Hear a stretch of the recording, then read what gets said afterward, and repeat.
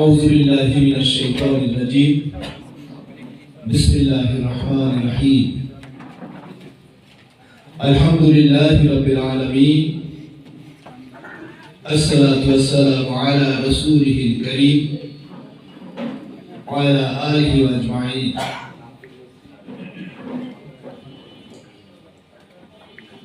বাংলাদেশ জামাত ইসলামী জিউধরা ইউনিয়নের যুব বিভাগ কর্তৃক আয়োজিত আজকের এই ছাত্র যুব সমাবেশের সম্মানিত সভাপতি আমাদের মাঝে উপস্থিত রয়েছেন বাংলাদেশ জামাত ইসলামীর ইউনিয়ন সভাপতি বাংলাদেশ শ্রমিক কল্যাণ ফেডারেশনের ময়ূরগঞ্জ উপজেলার সংগ্রামী সভাপতি যুব বিভাগের ময়ূরগঞ্জ উপজেলার সম্মানিত সভাপতি বাংলাদেশ ইসলামী ছাত্র শিবির জিউধরা ইউনিয়নের সভাপতি বাংলাদেশ জামাত ইসলামীর ইউনিয়ন সেক্রেটারি সহ বিভিন্ন নেতৃবৃন্দ এবং উপস্থিত সংগ্রামী যুব কাফেলা, আসসালামু আলাইকুম ওয়া রাহমাতুল্লাহি ওয়া বারাকাতুহু। আমরা মহান আল্লাহর শুকরিয়া জ্ঞাপন করছি যিনি আমাদেরকে এই সুন্দর পরিবেশে জিউধরা ইউনিয়নের যুবকদের সামনে সমবেত যুবকদের সামনে কিছু সুসংহত কথা বলার এবং শোনার সুযোগ করে দিয়েছেন। এই জন্য আমরা আল্লাহর শুকরিয়া জ্ঞাপন করছি। সকলে বলে আলহামদুলিল্লাহ। দুরূদ এবং সালাম পেশ করছি আমাদের নেতা, নির্যাতিত নিষ্পেষিত মানুষের বন্ধু হযরত মুহাম্মদ মুস্তাফা সাল্লাল্লাহু আলাইহি ওয়াসাল্লামের প্রতি।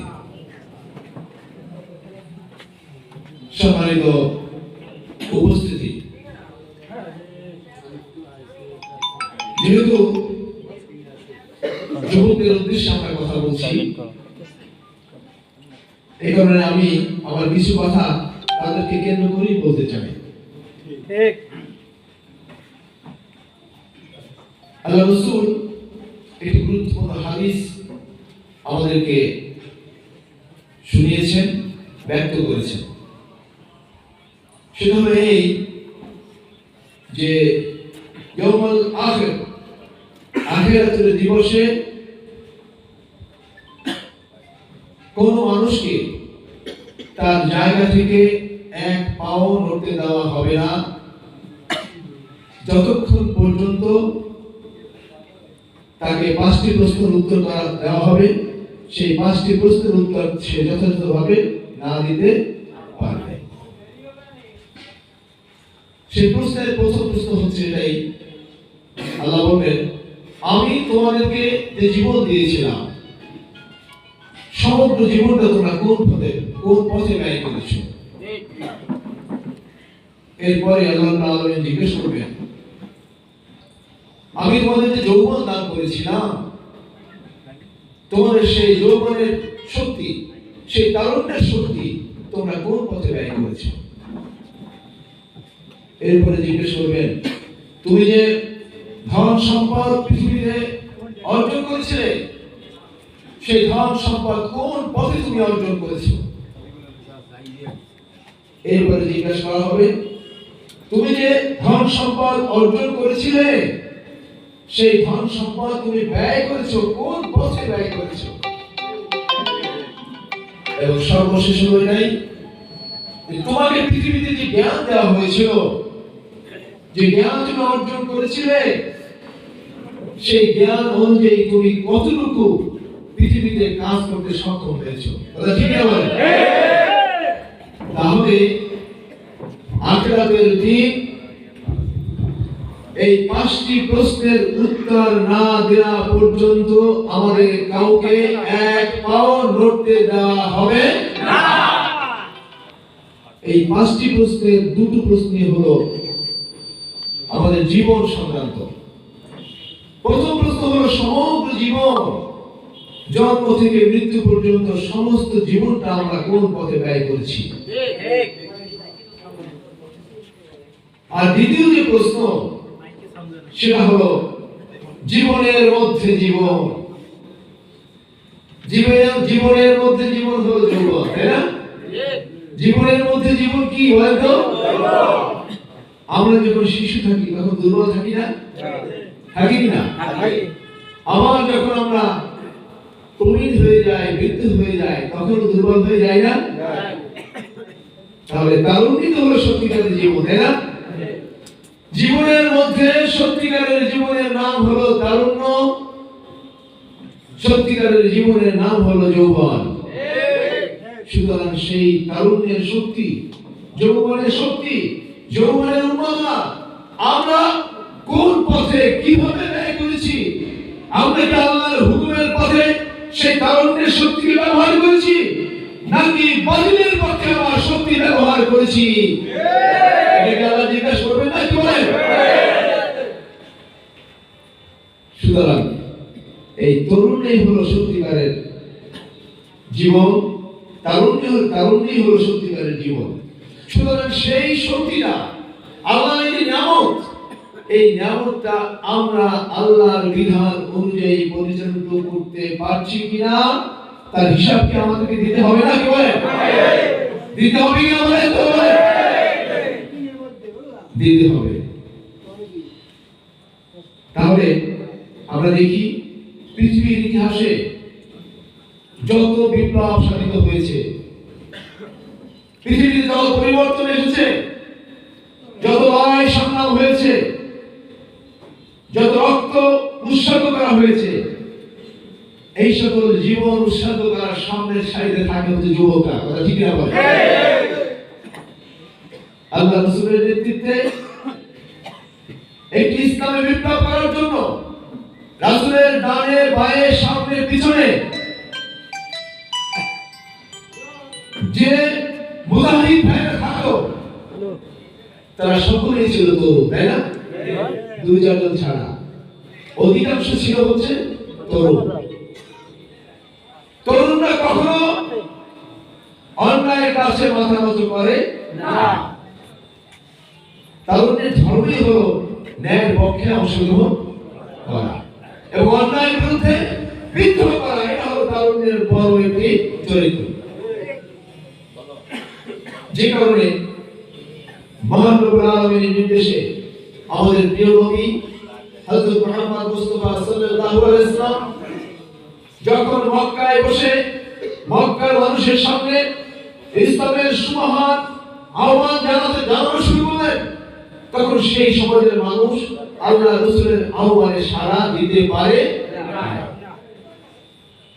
কোন বড় বয়স্ক মানুষরা তার আহ্বানে সাড়া দেন নাই। যুবকদের মধ্য থেকে যারা শ্রমিক, যারা দাস, তারা আল্লাহ রাসূলের হাতে হাত রেখে বায়াত করে তার নেতৃত্বে আল্লাহর জন্য, আল্লাহর দ্বীনকে বিজয়ী করার জন্য জীবন এবং সম্পদ দিয়ে লড়াই করেছেন। যুবকদের মধ্য থেকে সম্ভ্রান্ত পরিবারের যুবকরা, সেই সকল যুবকরা আল্লাহ রাসূলের যে প্রদর্শিত মহাসত্য, সেই সত্যের কাছে আত্মসমর্পণ করে রাসূলের হাতে হাত রেখে জীবন এবং সম্পদ উৎসর্গ করে লড়াইয়ে অংশগ্রহণ করেছিলেন। কথা ঠিক কেন বলেন? সুতরাং এই যুবকরাই হলো আল্লাহ রাসূলের নেতৃত্বে যে ইসলামী বিপ্লব, যে রাষ্ট্র বিনির্মাণ এবং সেই আল্লাহ রাসূলের নেতৃত্বে প্রতিষ্ঠিত যে রাষ্ট্র, সেই রাষ্ট্রকে টিকিয়ে রাখা এবং বিজাতীয় শক্তির হাত থেকে বৃহত্তর শক্তি, পারস্য শক্তি, তারপর রোমান শক্তি, বাইজেন্টাইন শক্তি এবং সেই যে আরবের অন্যান্য শক্তি, সকল শক্তির হাত থেকে সেই মদিনার রাষ্ট্রকে রক্ষা করার জন্য রাসূলের সাথে, রাসূলের নেতৃত্বে জীবন এবং সম্পদ উৎসর্গ করে লড়াই সংগ্রাম করে ইসলামকে একটি বিজয়ী শক্তি হিসেবে পৃথিবীতে প্রতিষ্ঠিত করেছিলেন। কথা ঠিক না? সুতরাং এই তরুণই পৃথিবীর ইতিহাসে পৃথিবীর কাঠামোকে বদলিয়েছে। আমরা বাংলাদেশ এবং উপমহাদেশের প্রেক্ষাপটের দিকে যদি তাকাই তাহলে একই চিত্র দেখতে পাই। আমরা 47-এ যারা জীবন দিয়ে পরিবর্তন এনেছিল এবং সেই ব্রিটিশদের কাছ থেকে আজাদি এনেছিল, তারাও ছিল যুবক, তাই না? 71-এ আমাদের অধিকার প্রতিষ্ঠায় পাকিস্তানের বৈষম্যের হাত থেকে দেশ মাতৃকাকে মুক্তির জন্য যারা জীবন উৎসর্গ করেছিল তারাই ছিল যুবক। এরপরে 90-এর গণঅভ্যুত্থানে যারা জীবন উৎসর্গ করেছিল তারাও ছিল যুবক, তাই না? 72 ভাষা আন্দোলনে যারা জীবন উৎসর্গ করেছিল এবং যে 72 ভাষা আন্দোলনের মাধ্যমে এক সময় স্বাধীনতা সংগ্রামের বীজ বপন করা হয়েছিল, সেই 72 প্রতিটি জীবন উৎসর্গকারী মানুষেরা ছিল যুবক। সর্বশেষ 24 সালের জুলাই আগস্ট বিপ্লব, সেই বিপ্লবীরা সেই ট্যাঙ্কের সামনে, কামানের সামনে, রাইফেলের সামনে যারা বুক পেতে দিয়ে জীবন উৎসর্গ করে স্বৈরাচারী সরকারের সেই যে দুর্ভেদ্য যে কালা, সেই কারাগারের লৌহ কপাট ভেঙে এদেশের মানুষকে মুক্ত করেছিল, তারাও ছিল যুবক। আমরা দেখেছি জুলাই আগস্টের বিপ্লবে আমাদের পুত্ররা জীবন উৎসর্গ করেছে, আমাদের ছাত্ররা জীবন উৎসর্গ করেছে, আমাদের কন্যারা জীবন উৎসর্গ করেছে, আমাদের শিশুরা জীবন উৎসর্গ করেছে, আমাদের মায়েরা জীবন উৎসর্গ করেছে, আমাদের শ্রমজীবী মেহনতি মানুষের মধ্য থেকে যারা যুবক তারা জীবন উৎসর্গ করেছে। তাহলে আমাদের সন্তানেরা জীবন উৎসর্গ করেছিল কেন? তারা জীবন উৎসর্গ করেছিল এই কারণে বাংলাদেশের মাটিতে আর কখনো কোনদিন যেন স্বৈরতান্ত্রিক সরকার রাষ্ট্র কাঠামো প্রতিষ্ঠিত হতে না পারে। তারা জীবন দিয়েছিল বাংলাদেশের মাটি থেকে অন্যায়, অত্যাচার, নির্যাতন, নিপীড়ন, হত্যা, লুণ্ঠন, চাঁদাবাজি, ধর্ষণ, অনাচার, দুরাচার, বৈষম্য দূর হয়, এই জন্যই তো আমাদের প্রিয় সন্তানরা জীবন দিয়েছিল।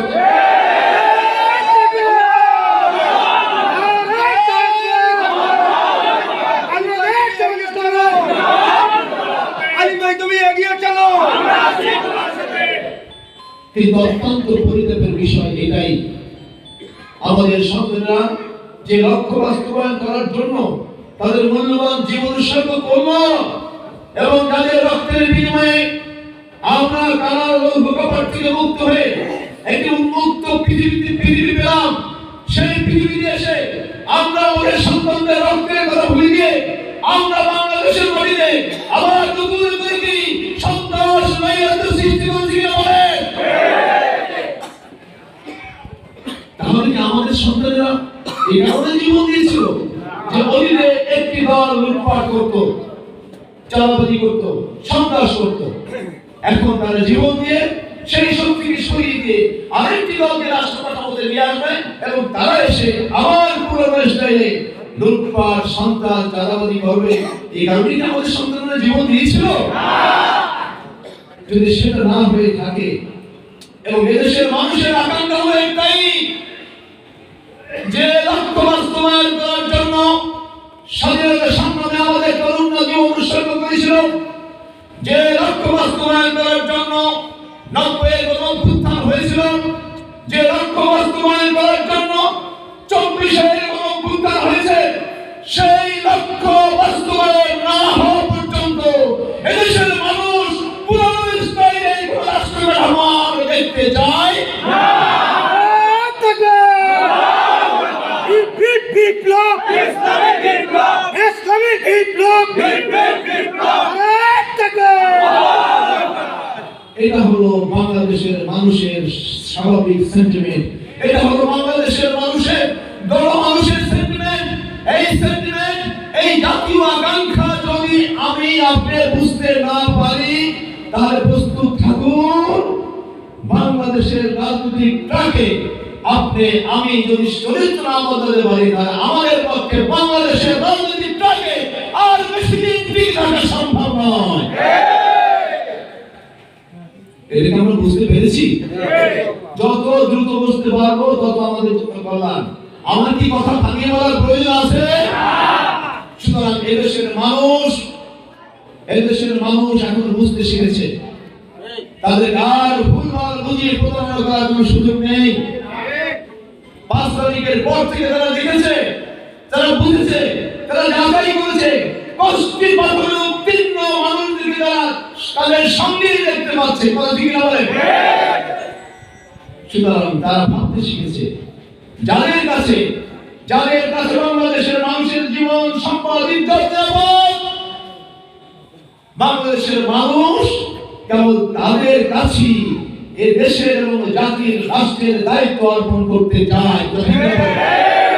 এই যে চায় এর প্রমাণ কি আমরা দুই একটা পাইছি না? কি বলেন? আমরা কি ডাক শুনতে পেয়েছি? আমরা কি ডাক শুনতে পেয়েছি? আমরা কি চাক শুনতে পেয়েছি? আমরা কি ডাক শুনতে পেয়েছি? এটা হবে এসিড টেস্ট। এখান থেকে বুঝতে হবে যে এদেশের মানুষের আকাঙ্ক্ষার পরিবর্তন হয়েছে। সুতরাং তাদের আকাঙ্ক্ষা হলো মানুষের জীবন সম্পদ এবং ইজ্জতের নিরাপত্তা, বাংলাদেশের স্বাধীনতা সার্বভৌমত্বের গ্যারান্টি, আধিপত্যবাদী শক্তির বিরুদ্ধে, আধিপত্যবাদের সেই রক্তচক্ষুর বিরুদ্ধে চোখে চোখ রেখে প্রতিরোধ করার মতো সক্ষমতা যারা রাখে, আগামী দিনে বাংলাদেশের রাষ্ট্রের দায়িত্ব এদেশের গণমানুষ তাদের হাতে অর্পণ করবে ইনশাআল্লাহ।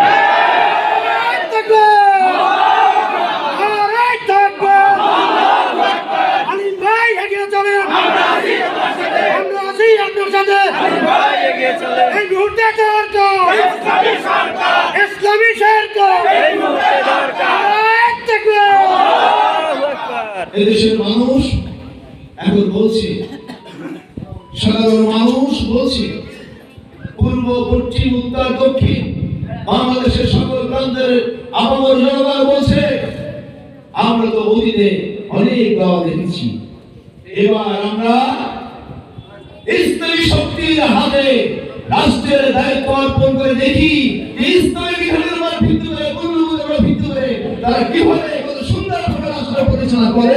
এটা বাংলাদেশের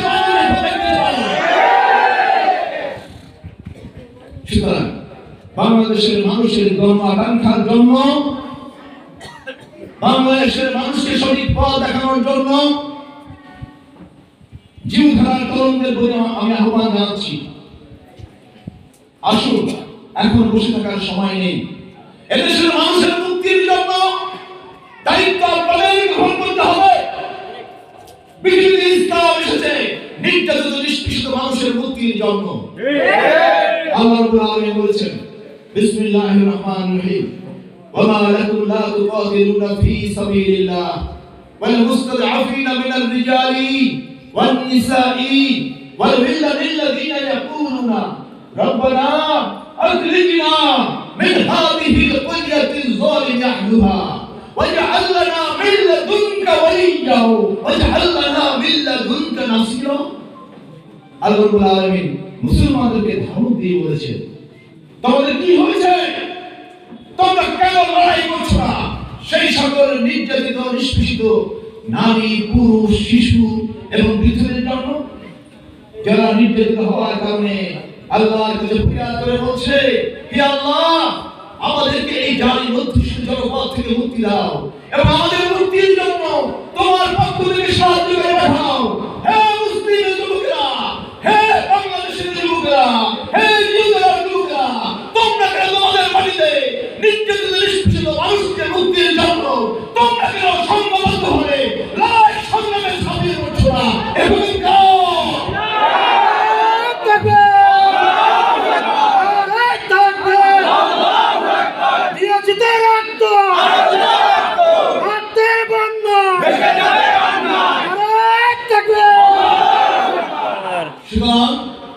আগামী দিনের নির্বাচনে আমরা কোন ব্যক্তিগত স্বার্থ চরিতার্থ করার জন্য নির্বাচনে অংশগ্রহণ করছি না।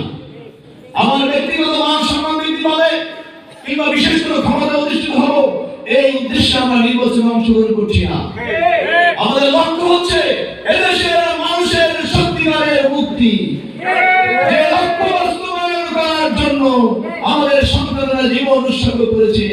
বাংলাদেশের মাটি থেকে অন্যায়, অত্যাচার, নির্যাতন, নিপীড়ন, অনাচার, দুরাচার, হত্যা, লুণ্ঠন, রাজনীতি, ধর্ষণ, বৈষম্য দূর করার জন্য আমরা আগামী দিনের নির্বাচনের মাধ্যমে জনগণের সমর্থন নিয়ে, আল্লাহর সাহায্য নিয়ে বিজয় অর্জন করে রাষ্ট্রের দায়িত্বভার গ্রহণ করে বাংলাদেশের মাটি থেকে বৈষম্য দূর করতে চাই। আল্লাহর আইন চাই, বাংলাদেশ শাসন চাই, বাংলাদেশ শাসন চাই, আল্লাহর আইন চাই। বাংলাদেশের মাটি থেকে অন্যায়, অত্যাচার, নির্যাতন, নিপীড়ন, হত্যা, লুণ্ঠন, চাঁদাবাজি দূর করে সত্যিকারের ইনসাফ ভিত্তিক সমাজ ভিত্তিক, ন্যায় ভিত্তিক রাষ্ট্র কাঠামো বিনির্মাণ করতে চাই। সেই লক্ষ্য বাস্তবায়ন না হওয়া পর্যন্ত আমি ইউনিয়নের সংগ্রামী দলদেরকে আহ্বান জানাচ্ছি, তাদেরকে জিজ্ঞাসা করছি, সেই লক্ষ্য বাস্তবায়ন না হওয়া পর্যন্ত আপনারা কি, তোমরা কি ঐক্যবদ্ধ হবে লড়াই সংগ্রাম চালিয়ে যেতে রাজি আছো?